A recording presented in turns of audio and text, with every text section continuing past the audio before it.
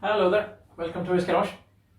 I'm standing here next to two oil cans and my old Saab, and today I'm going to talk about oils, and particularly classic oils or oils for old engines. And how come? Well, first of all, there is a YouTuber over in America that has a channel with a name that is rather similar to mine, but he is a professional guy and of course has a much larger audience. But one would think that he knows quite a bit about cars, and well, he does in a way, but no one knows everything, of course. And then he has gotten himself an old Packard from 1920s, I think.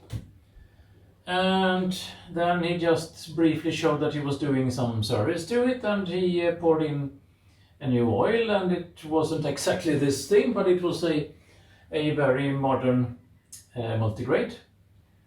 And even right away among the comments, no, what are you doing?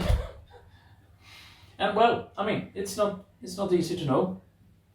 Then I met another guy with another 1920s car just a couple of days ago, locally here. He has a Dodge from 1925. And for some reason we talked a bit about oil, and then he said, well, for this old car I'm using a classic oil. Okay, so what did you pour in? Well, a 20W50, and I thought, why? Well, shouldn't I? It's a classic car. Yeah, but even such an oil is too new for this thing. Oh, really? Yes. And how come? So let's get a bit nerdy and talk about oils now, because if we imagine back, let's say, 1940s and earlier, cars didn't really have a proper filtering, the engines didn't really have a proper oil filter system. I mean, you know, these kind of things with some paper element in there, this easy to change cartridge or whatever you would call it. I'm not exactly sure, but I would guess that they came around the 1950s. And before that, I think that the multigrade oils also came in that era, roughly. Now, before that, you had straight oils, and you just choose what viscosity you wanted, or the engineers had, came to the conclusion that this is the proper oil for this type of engine. So you choose 30, 40, or 50, and that was that. And those oils do not really carry particles and dirt and soot and things, so it really follows the oil through. Those particles fall down into the sump, and you just imagine the service intervals of such an old engine. Maybe, 2,000 kilometers or something like that. You had to change it very frequently. And then, well, the dirt was flushed out, and you poured in new oil, and of course there was some kind of strainer before the oil pump, if they were not all engines had pressurized lubrication system either. So, those were the days. But then came multigrades and more modern filtering system, and then additives were added to the oil so that the particles could follow the oil through the filter. So that's a very important difference between a straight oil and a multigrade. A multigrade with a bit of detergents also then can even get particles in that engine to block the oil channels. You don't want that, I can guarantee you that. So, well, multigrades. Then this is a semi-synthetic blend, but based on mineral oil. This is a fully synthetic, but as synthetic oils became more and more popular, and I think that happened around 1990 something, but now I'm guessing a bit, maybe even earlier. There were more additives, more detergents, and so on. And some additives have dropped for emission reasons and so on. But then, let's say in more modern days, let's say like this. Castrol in the UK, they started to develop classic oils and really, yes, develop classic oils for older engines. Because then in the early 1990s, at least in Europe, Castrol seems to be based in the UK. Well, in Europe, catalytic converters came, and then some additives didn't really work well with that. They could kind of, well, destroy the catalytic converter. And so, classic oils have started to come now, and Motul has not had it for decades, but maybe 1.5 or something. I'm not exactly sure, but something like that. And more oil manufacturers offer classic car oils, but there are some differences. And then, okay, detergents in these synthetics quite quickly got known to damage seals. Seals could shrink or get hard or even crack, and not good at all. So sometimes you can see for some of these classic car oils that it's a low detergent oil, and that's the reason.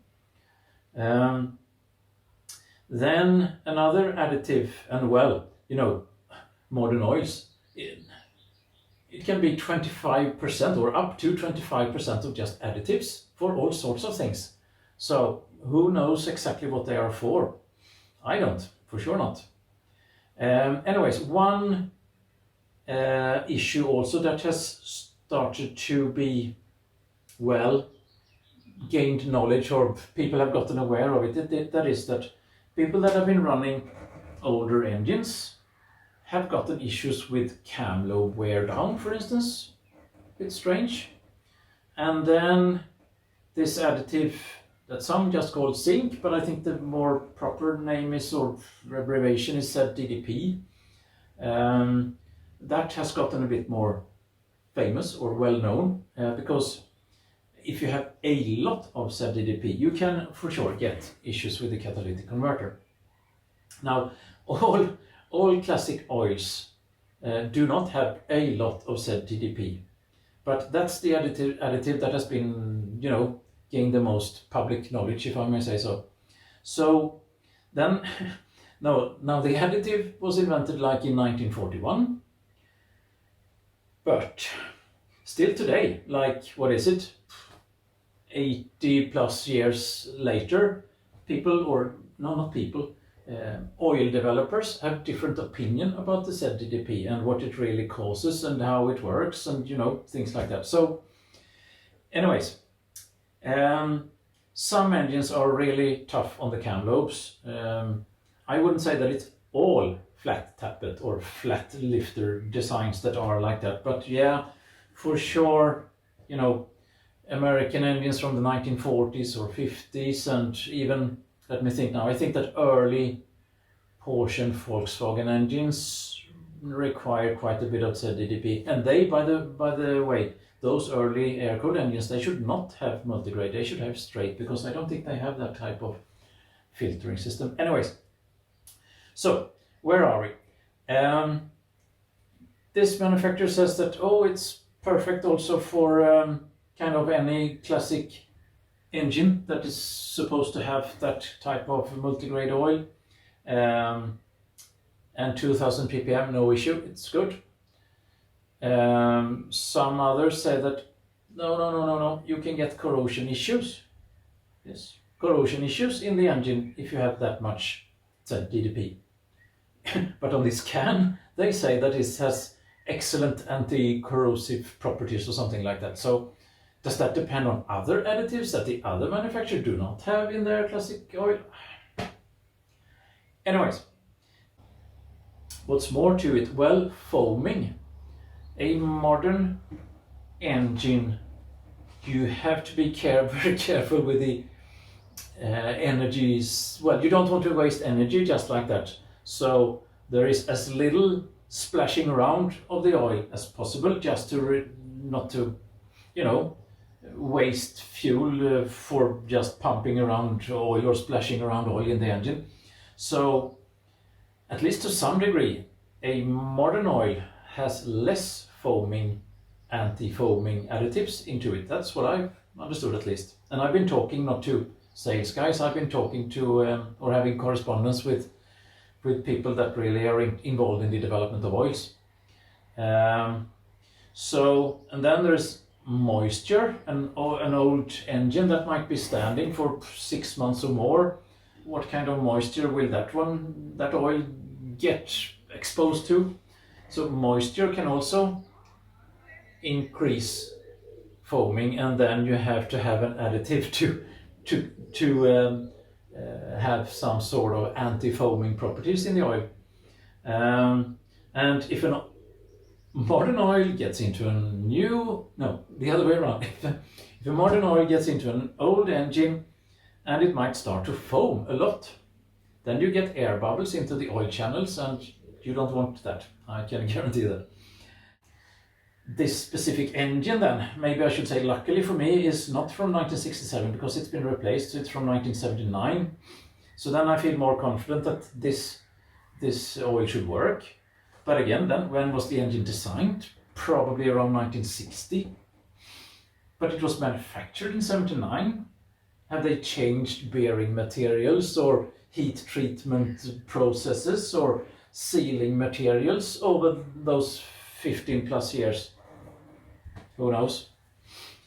So, well, it's not so easy, but for sure, no multigrade since fully synthetic in older cars. No, don't go that way. You can get all sorts of trouble then. So, and then yes, classic oils, but try to read a bit and try to find out what really suits your engine. But the basic rule of thumb you know by now. So, well, a bit about oils today. That's all from Hoovies Garage today. Take care. Bye bye.